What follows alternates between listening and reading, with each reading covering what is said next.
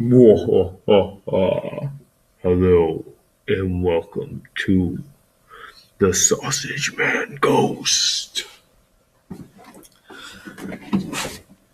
Hey y'all, it's Mr. Mario. What I'm going to be talking about today is the Sausage Man Ghost story. But before we get there, a little brief history of New Orleans leading up to the Sausage Man Ghost story. New Orleans began with John Bienville as a founder of the city. The city was chosen originally because it was located near the Mississippi River, and that made it really great for French fur traders at the time. So after the French had occupied New Orleans, the Spanish then took control of the city after the 7 Years' War.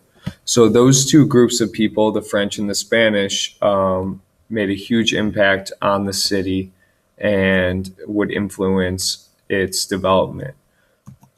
Now, fast forwarding to the Industrial Revolution in the 1800s in America, lots of immigration happening, mostly people coming from Europe to the United States. And since New Orleans was a city located along a river, it was easy to get people to New Orleans, as well as other cities like New York, which is located near a coast, and etc. Other than that, during this time, there was a lot of urbanization, which means cities developing, and factory work. Well, during the Industrial Revolution for New Orleans, three main groups moved here. First, the Germans, the Irish, and then the Italians.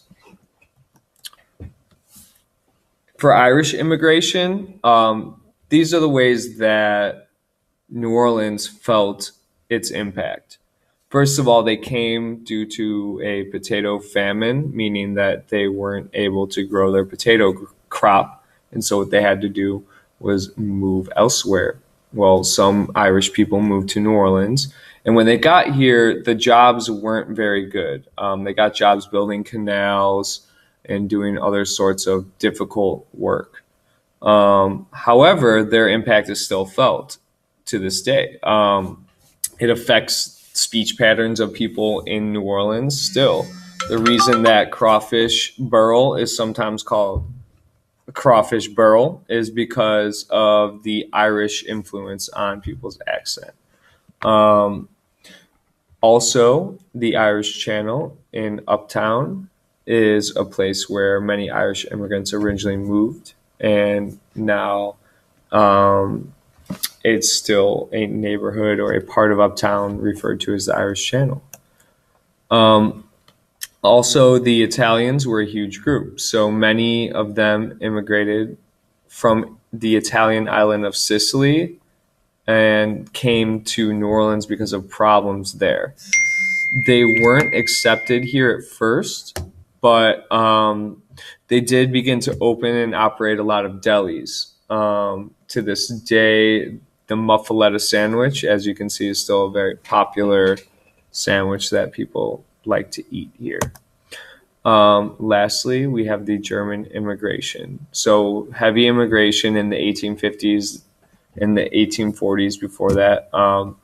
Many people here worked at bakeries, delis, and etc. If you've ever had a po' boy, there's a strong chance that you've had it with Leidenheimer's po' boy bread. That's what a lot of places who make po' boys still use this bread today. Now, this brings us to the Sausage Man Ghost story. All right. The story goes that a German immigrant and his wife moved to New Orleans and were making tasty sausage to sell. The man eventually found a mistress because he was unhappy with his marriage and he was not faithful to his wife. So he thought if he murdered her, he might be happy. Well, one day when she was sweeping the floor, he crept up behind her and he strangled her. And what he decided to do was think, well, I have to hide the body. What am I going to do? What he did was he stuck her head first into the sausage maker, the grinder. When people asked where his wife was, the man made up stories about her being sick or out of town. Then people started to notice hair and fabric in the sausage they bought from the man, and he began having nightmares claiming to see a ghost. Well, one day a lady claimed to have bit into a piece of a wedding ring in her breakfast sausage, so the police investigated. The man was caught and taken to an insane asylum.